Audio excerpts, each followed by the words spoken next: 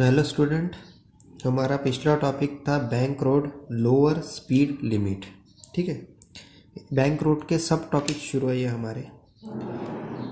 तो पिछले टॉपिक में हमने ये देखा कि अगर कोई व्हीकल बैंक रोड से जा रहा है तो उसका लोअर स्पीड लिमिट कितना होना चाहिए, है ना। अगर वो स्लो जा रहा है, उसे लगता है वो उसे बैंक रोड से वो गिरना नहीं चाहिए, तो वो स्लो करेगा उसका स्पीड। तो वो कितना उसका स्पीड स्लो कर सकता है, क्योंकि अगर ज़्यादा ही करेगा तो भी गिर जाएगा। एक लिमिट होगी कि उतने लिमिट तक ही वो अपना स्पीड स्लो कर सकता है। इसलिए हमने पिछले टॉपिक में देखा लोअर स्पीड लिमिट उसकी कैसी निकलेगी, और हमने एक फार्मूला निकाला था। उसके लिए प्रीवियस वीडियो देखिए, चैनल पर जाइए, प्लेलिस्ट में क्लास 12 फिजिक्स प्लेलिस्ट ओपन कीजिए, उसमें सब आपको वीडियो मिल जाएंगे। आज उसका नेक्स्ट टॉपिक है bank road upper speed limit. यानी अब आप बैंक रोड से जा रहे हो और आपका स्पीड ज़्यादा है तो भी प्रॉब्लम है, आप बाहर गिर जाओगे जाकर। ठीक है, तो आपकी लिमिट कितनी होनी चाहिए, अपर स्पीड आपका कितना होना चाहिए, यानी ज़्यादा से ज़्यादा कितने स्पीड से आप उस बैंक रोड से टर्न हो सकते हो, क्योंकि आपको बाहर कोई तो भी खींचेगा। जब आपका स्पीड ज़्यादा होता है तो बैंक रोड पर आपको बाहर से सेंट्रीफ्यूगल फोर्स खींचता है। तो देखिए, अगर व्हीकल बैंक रोड से ज़्यादा स्पीड में जा रहा है तो उसे बाहर की तरफ कोई खींचता है, यानी उसके वो रोड से बाहर गिरने के चांसेस बहुत ज़्यादा होते हैं। अब कौन खींचता है उसे बाहर की ओर, तो सेंट्रीफ्यूगल फोर्स। जब भी आप बैंक रोड से जा रहे हो और टर्न ले रहे हो, आपका स्पीड ज़्यादा है तो आप गलती से बाहर जाकर गिर सकते हो। आप गिरोगे तो बाहर ही गिरोगे, अगर आपका स्पीड ज़्यादा है तो रोड के अंदर साइड में नहीं गिरोगे। अब बाहर ही क्यों गिरे आप, क्योंकि आपको बाहर से कोई खींच रहा था और खींचने वाला था सेंट्रीफ्यूगल फोर्स। आए ख्याल में ये चीज़। अब देखिए, मैं व्हीकल को बना लेता हूँ पहले आपके सामने। तो देखिए, व्हीकल कैसा दिखेगा, आपको तिरछा ही दिखेगा क्योंकि बैंक रोड पर है ना वो। ठीक है, तो इस व्हीकल पर कुछ फोर्स अप्लाई होते हैं जो हमने पहले ही सीखे। नीचे से जो फोर्स अप्लाई होता है वो होता है mg। नॉर्मल फोर्स इस तरह से अप्लाई होता है n। इस नॉर्मल फोर्स को हमने स्प्लिट किया था इस तरह से और इस तरह से, हमने उसे स्प्लिट किया था और उसे नाम दिए थे n cos थीटा, और ये जो है ये हो गया n sin। तो नॉर्मल फोर्स को हमने स्प्लिट किया। ठीक है, अगर व्हीकल सीधा है तो नॉर्मल फोर्स उस पर ऐसा लगेगा सीधा। अगर व्हीकल थोड़ा बैंक रोड पर है तो व्हीकल तिरछा होगा और उसके साथ में नॉर्मल फोर्स भी उसका तिरछा होगा, इसलिए यन कैसा दिख रहा है, नॉर्मल फोर्स हमें तिरछा दिख रहा है ऐसा। है ख्याल में, पिछले वीडियो में भी मैं बता चुका हूँ। उस नॉर्मल फोर्स को हमने स्प्लिट किया, यन कॉस थीटा और यन साइन थीटा। इतना आगे समझ में। अब देखिए, अगर बैंक रोड से व्हीकल फास्ट को बहुत ज़्यादा स्पीड में जा रहा है तो उसे बाहर से खींचने वाला एक फोर्स होता है जिसे हम सेंट्रीफ्यूगल फोर्स कहते हैं। बाहर से ज़्यादा खींचता है। जब आप ज़्यादा स्पीड में हो तो बैंक रोड से, तो आप बाहर ही क्यों गिरते हैं, क्योंकि आपको बाहर से खींचने वाला सेंट्रीफ्यूगल फोर्स होता है। लेकिन बाई चांस ही आप गिरते हो, क्यों, आपके गाड़ी के आपकी जो गाड़ी है उसके टायर जो है, उसके टायर और रोड के बीच में और एक फोर्स तैयार होता है जिसकी डायरेक्शन होती है इधर। ये आपकी गाड़ी का टायर है और टायर जहाँ रोड को टच हो रहा है वहीं पर एक फोर्स लगता है जिसकी डायरेक्शन इधर होती है, उसे कहते हैं हम फ्रिक्शन फोर्स या Fs। यानी अगर आप ज़्यादा स्पीड में हो तो आपको बाहर से खींचेगा सेंट्रीफ्यूगल फोर्स, लेकिन उसी वक्त आपको एक फोर्स बचाएगा बाहर गिरने से, और वो फोर्स लगता है अंदर की तरफ जिसे कहते हैं हम से फोर्स ऑफ फ्रिक्शन। और ये फोर्स ऑफ फ्रिक्शन लगता है रोड और टायर के बीच में, इसलिए आपके गाड़ी का टायर उस रोड को पकड़ कर रखता है, यानी आपको बाहर गिरने से बचाता है फोर्स ऑफ फ्रिक्शन। अब इस फोर्स ऑफ फ्रिक्शन को हम स्प्लिट करते हैं इस तरह से और इस तरह से। ठीक है, जैसा नॉर्मल किया था। तो ये हो गया Fs cos थीटा, और ये जो है ये हो गया Fs sin थीटा, ये वाला। आया ख्याल में, नॉर्मल फोर्स को भी स्प्लिट किया, फ्रिक्शनल फोर्स को भी स्प्लिट किया। अब देखिए यहाँ पर एक स्टेटमेंट मैं डालता हूँ, द फ्रिक्शनल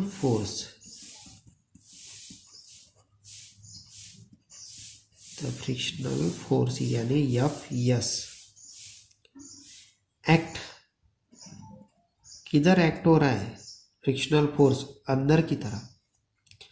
पिछला जो टॉपिक था हमारा लोअर स्पीड लिमिट का, वहाँ फ्रिक्शनल फोर्स इधर एक्ट हो रहा था क्योंकि वो अंदर गिरने के चांसेस ज़्यादा थे।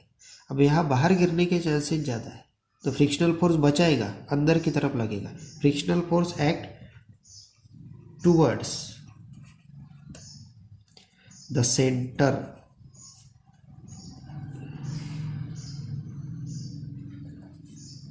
टू बैलेंस सेंट्रीफ्यूगल फोर्स, यानी फ्रिक्शनल फोर्स अंदर की तरफ लग रहा है और किसे बैलेंस कर रहा है, सेंट्रीफ्यूगल फोर्स को, यानी अपने आप को गिरने से बचा रहा है। सेंट्रीफ्यूगल कौन सा, यानी फ्रिक्शनल फोर्स जो लग रहा है वो अंदर की तरफ लग रहा है क्योंकि अब आपको बचा रहा है वो गिरने से, यानी ये जो सेंट्रीफ्यूगल फोर्स बाहर की तरफ से लग रहा था उसे वो बैलेंस कर रहा है और आपको गिरने से बचा रहा है। ठीक है, तो चलिए हम अब डेरिवेशन स्टार्ट करते हैं और हमें अपर स्पीड लिमिट का फॉर्मूला बनाना है। तो देखिए हम पहले फोर्सेस को बैलेंस करते हैं, जो पिछले टॉपिक में किया सेम वही हम यहाँ पर कर रहे हैं। अपवर्ड फोर्स जो है,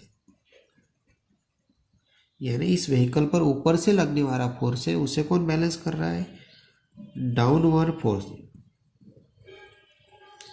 उसे बैलेंस कर रहा है डाउनवर्ड फोर्स। और ऊपर से कौन सा फोर्स लग रहा है, देखिए n cos थीटा।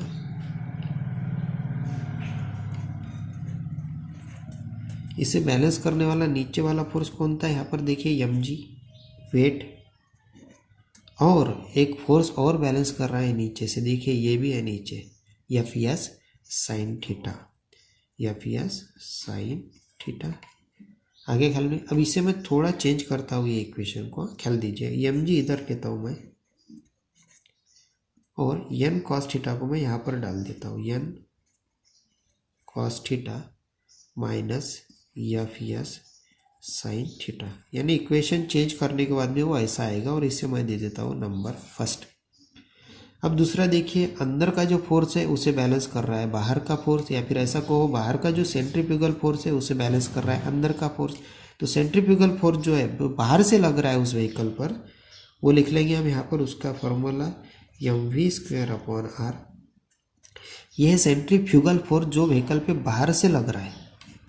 अब उसी वक्त व्हीकल को अंदर से भी, अब देखिए जिस तरह से इस व्हीकल पर ऊपर से एक फोर्स लग रहा था n cos थीटा, तो उसी वक्त उसे नीचे से दो फोर्स बैलेंस कर रहे थे, एक mg और दूसरा Fs साइन थीटा। अगर सेंट्रीफ्यूगल फोर्स बाहर से लग रहा है उस ऑब्जेक्ट पर, तो उस सेंट्रीफ्यूगल फोर्स को बैलेंस करने वाले दो फोर्स अंदर से भी लग रहे हैं। तो ये हो गया सेंट्रीफ्यूगल फोर्स, उसे बैलेंस करने वाले दो फोर्स है अंदर से, पहला n साइन थीटा प्लस दूसरा है देखिए ये Fs कॉस थीटा। तो ये हो गया इक्वेशन 2। अब हम इक्वेशन 2 को इक्वेशन 1 से क्या कर देंगे, डिवाइड कर देंगे। ठीक है, तो इक्वेशन 2 डिवाइड बाय इक्वेशन 1, आप एग्जाम में भी ऐसे ही लिख सकते हो सेम। ठीक है, तो देखिए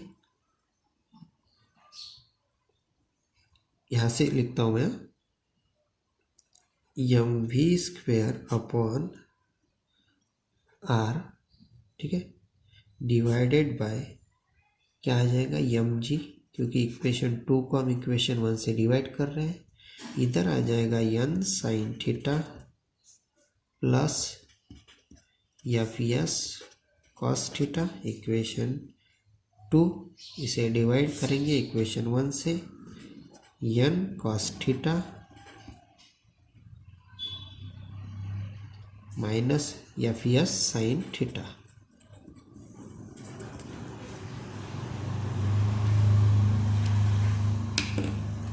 आए ख्याल में। अब पूरे इक्वेशन को न्यूमरेटर और डिनोमिनेटर में हम cos थीटा से मल्टीप्लाई करने वाले हैं, उससे पहले देखिए यहाँ पर यम यम कैंसिल हो जाएगा, ठीक है, यम यम कैंसिल हो जाएगा, आर नीचे आ जाएगा, ठीक है।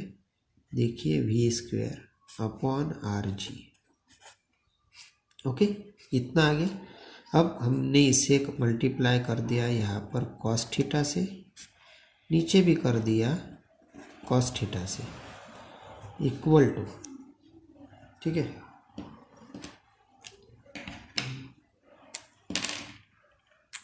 सेम यहीं पर भी हम वही करने वाले हैं, यन साइन थीटा, ठीक है, इसे हम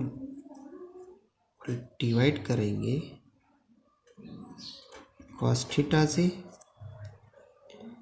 सेम इधर भी करेंगे हम, plus F S cos theta, इससे भी हम डिवाइड करेंगे कॉस थीटा से, और डिवीजन में हम सेम टू सेम वही करेंगे, यन कॉस थीटा से हम डिवाइड कर देंगे कॉस थीटा से, माइनस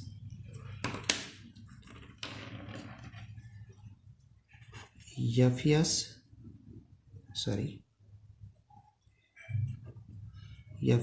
साइन थीटा, इसे भी हम डिवाइड करेंगे कॉस थीटा से। तो आए ख्याल में हमने क्या किया यहाँ पर,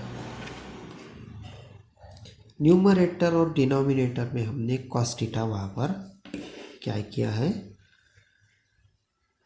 एक तरह से डिवाइड किया हमने, यहाँ पर भी किया कॉस थीटा से, यहाँ पर भी किया, यहाँ पर भी किया, यहाँ पर भी किया, और इधर भी कर दिया, ठीक है। तो ये कैंसल, यहाँ पर sine theta cos theta tan theta हो जाएगा, ये कैंसल, यहाँ पर कॉस थीटा कैंसिल हो जाएगा, यहाँ पर sine theta cos theta tan theta आ जाएगा। तो देखिए हम लिख लेते हैं यहाँ पर इसे, V square upon R G, यहाँ पर N sine theta divided by cos theta tan theta, plus यहाँ पर रह जाएगा सिर्फ एफ एस, नीचे आ जाएगा एन, और माइनस यहाँ पर क्या आ जाएगा F S sign theta divided by cos theta tan theta. आगे ख्याल में इक्वेशन, ओके। अब हमने एक और सीखा था कि एफ एस जो होता है,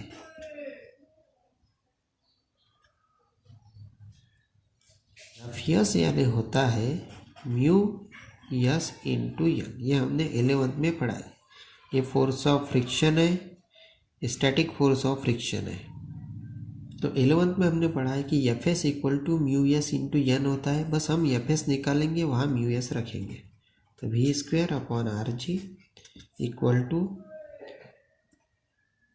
N tan theta equal to F S की जगह आ जाएगा था म्यू एस, यहाँ पे क्या आएगा प्लस आएगा, नीचे एन माइनस एफ एस की जगह आएगा mu S into N tan theta, N common निकाल लेंगे हर जगह से, V square upon R G, N अगर मैं कॉमन निकालता हूँ तो यहाँ पर आ जाता है tan theta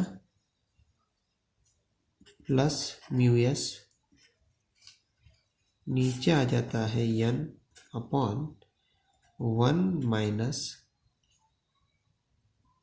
mu S tan theta, क्योंकि हमने एन कॉमन निकाल दिया, ये कैंसिल हो गया।